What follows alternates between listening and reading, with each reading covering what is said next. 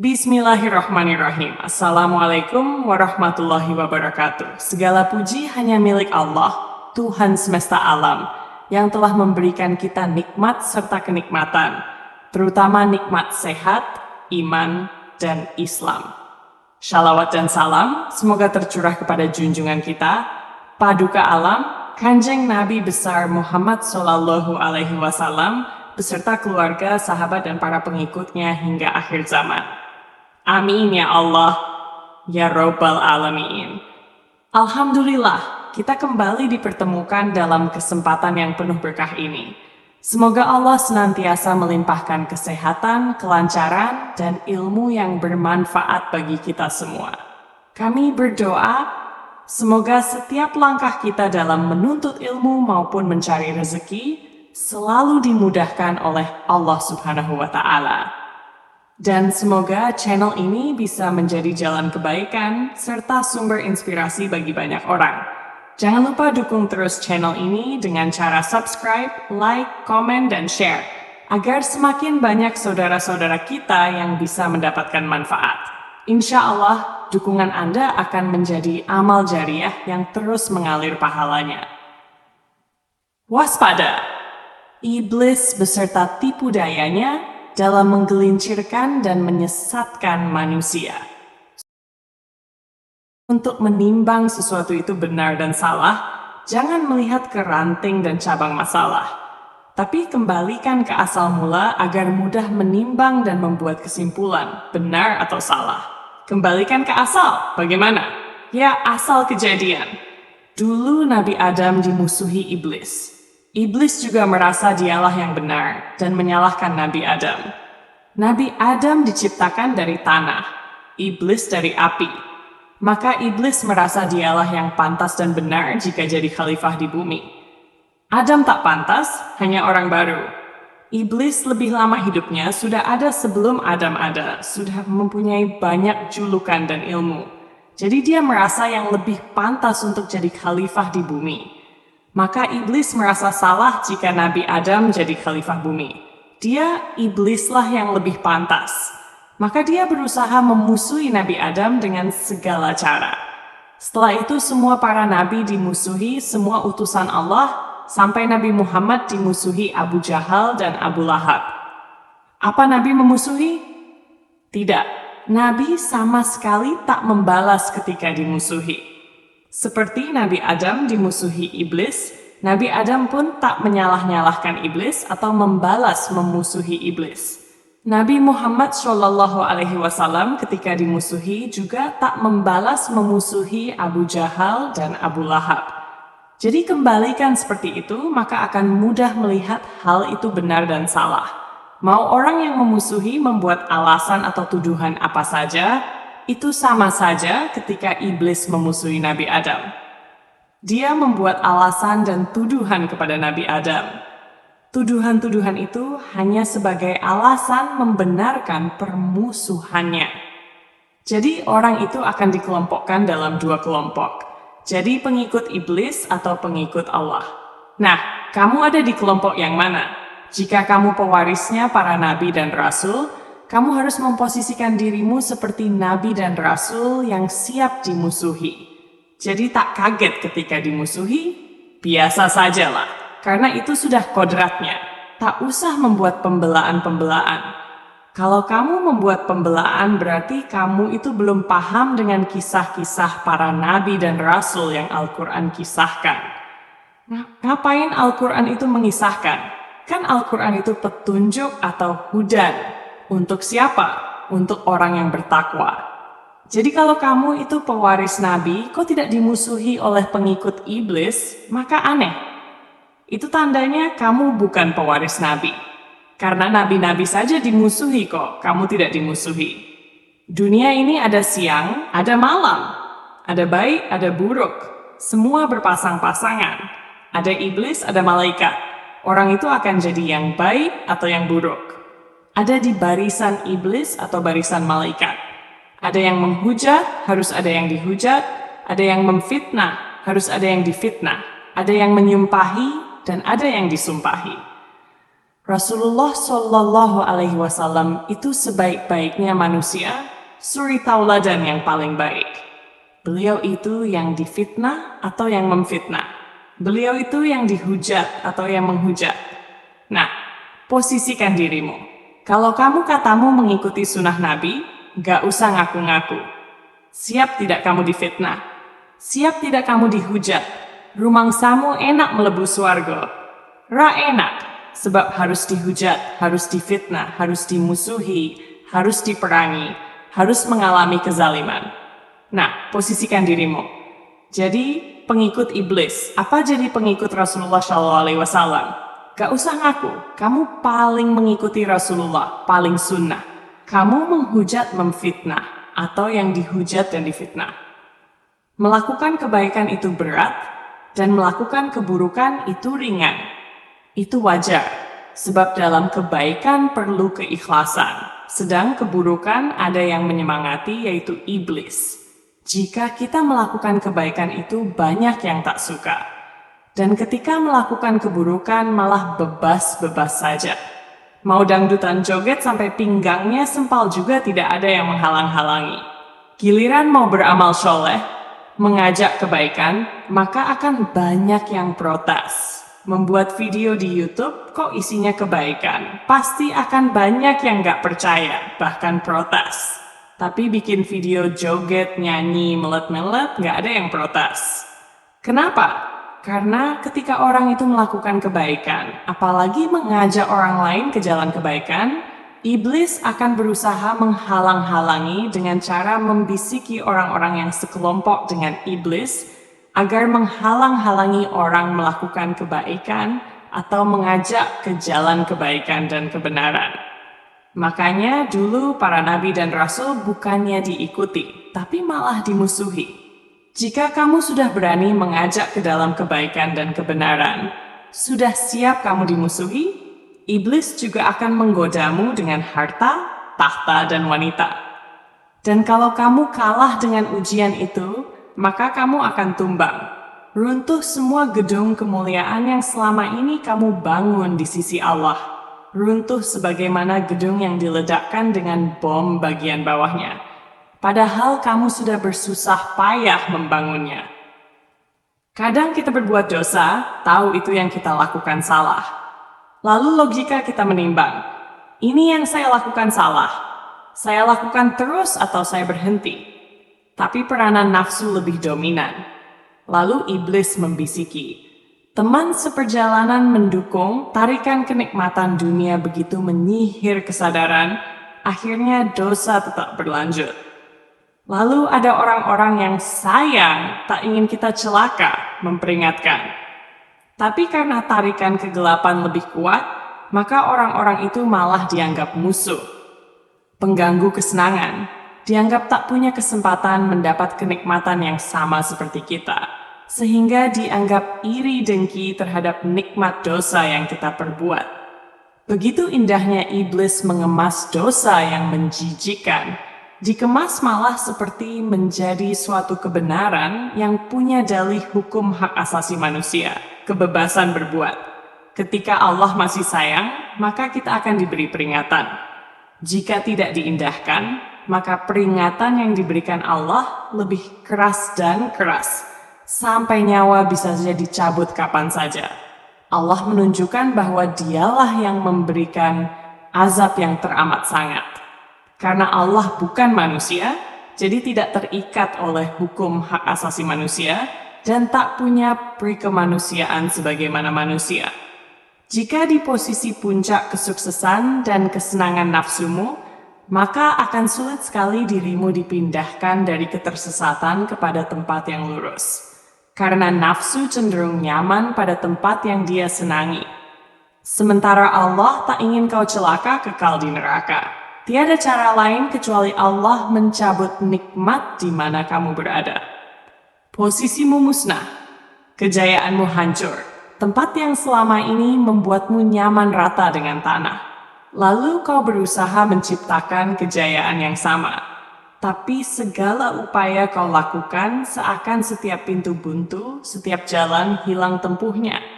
Semua manusia yang kau mintai tolong hanya membuatmu semakin menemukan jalan buntu.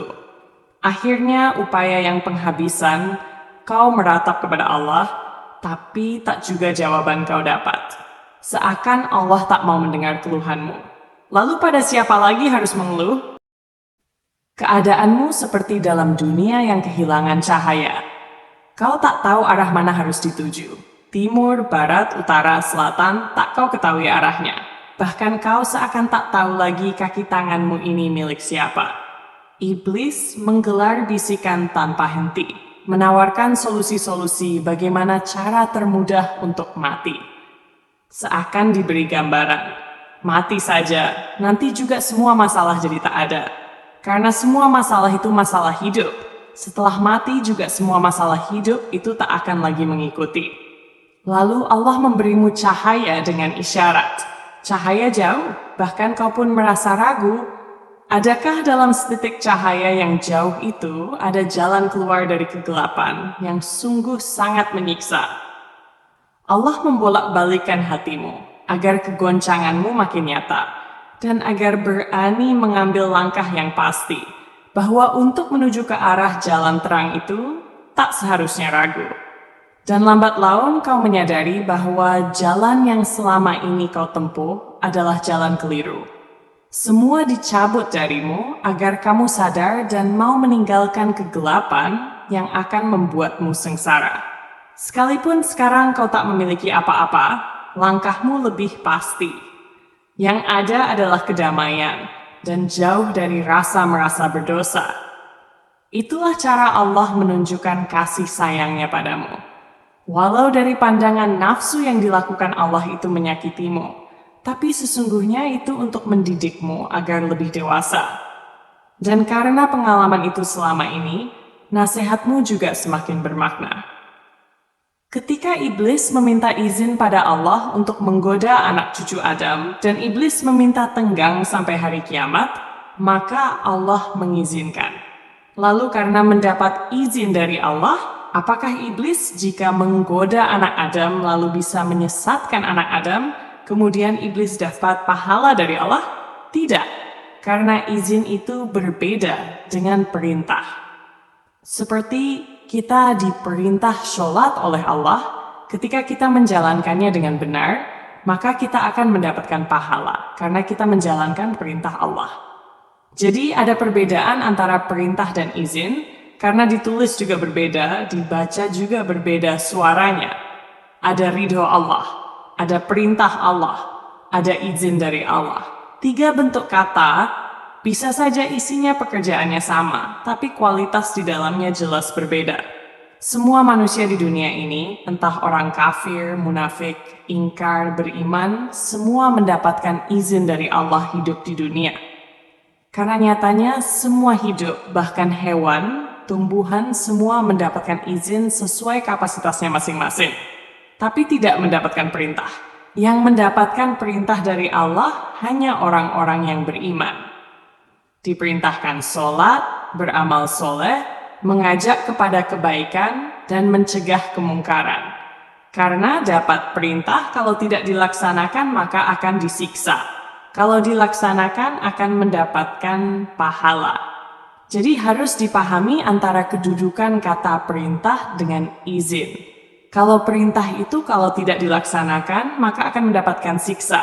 Kalau dilaksanakan akan mendapatkan pahala.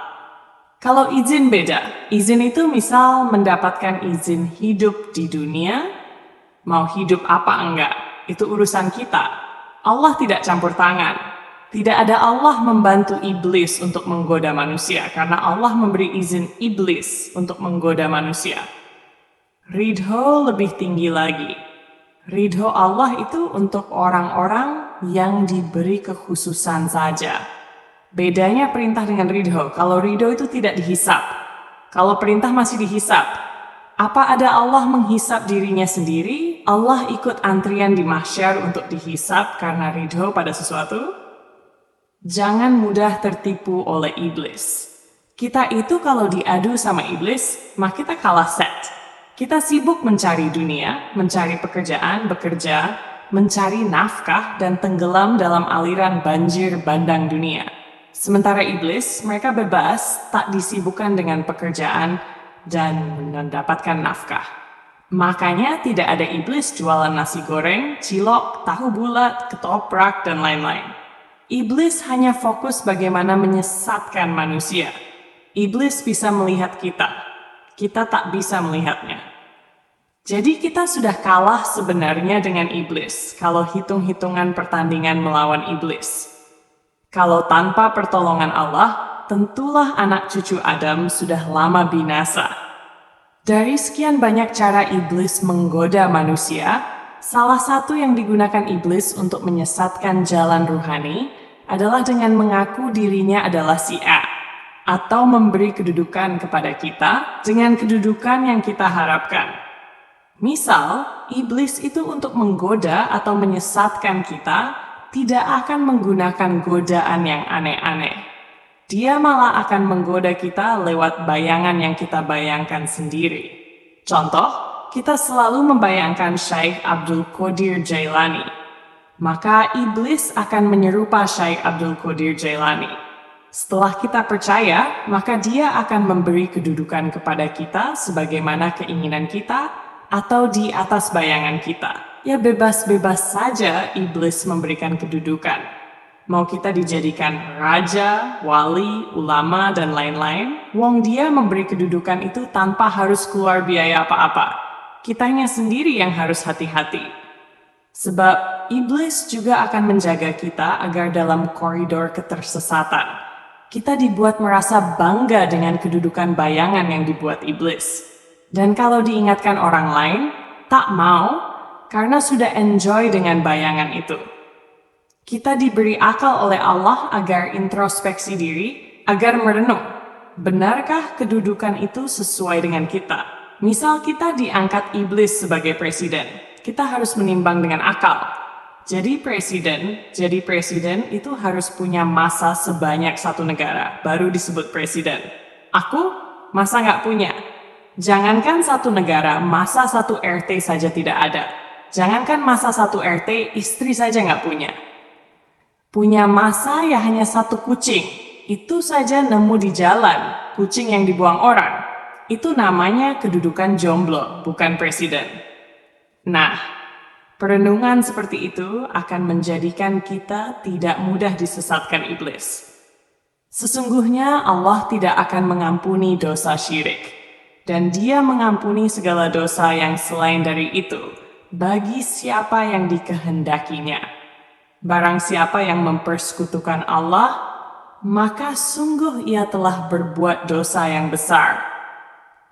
Perlu saya jelaskan, orang-orang yang di sini dikatakan golongan syirik yang tidak diampuni, yaitu orang yang bersekutu dengan iblis, mengikat perjanjian dengan iblis. Orang yang sampai mengikat perjanjian dengan iblis itu sudah tidak akan diterima taubatnya walaupun bertaubat. Jadi dikatakan syirik yang tidak diampuni itu syirik yang sudah sampai mengikat perjanjian dengan iblis. Misal mengambil pesugihan dan mengikat perjanjian dengan siap menyerahkan korban. Jadi sekalipun orang seperti ini bertaubat, tetap Allah tidak akan menerima taubatnya. Sedang dosa selain itu, misal memuja keris, membawa atau memiliki raja, belajar ilmu kesaktian, membuat raja, bekerja sama dengan jin. Semua itu jika orang itu bertaubat, masih bisa diterima taubatnya oleh Allah. Tapi jika tidak bertaubat sampai meninggal, maka di akhirat akan disiksa sampai hari kiamat. Jadi selama orang itu tidak melakukan perjanjian dengan iblis, maka ketika bertaubat kembali kepada Allah, maka masih diterima Allah. Perjanjian di sini, entah itu langsung atau tidak langsung, maka akan tetap tidak diampuni. Yang tidak langsung misalkan melakukan perjanjian dengan Nyai Roro Kidul yang di bawah iblis, atau pesugihan babi ngepet, atau pesugihan buto ijo, dan lain-lain yang semua di bawah iblis. Maka dosanya tidak akan diampuni, akan kekal selamanya di neraka. Sebaiknya tinggalkan dosa-dosa mengambil penolong selain Allah. Misal seperti menggunakan raja, menggunakan jimat, mempunyai ilmu atau amalan kesaktian. Bertawakal sajalah pada Allah. Allah lah yang paling sakti, pencipta alam ini, pemilik semua kesaktian. Dan sebaiknya jika pernah melakukan ritual mencari kesaktian atau kekayaan, sebaiknya bertaubat pada Allah agar tidak disiksa sampai hari kiamat.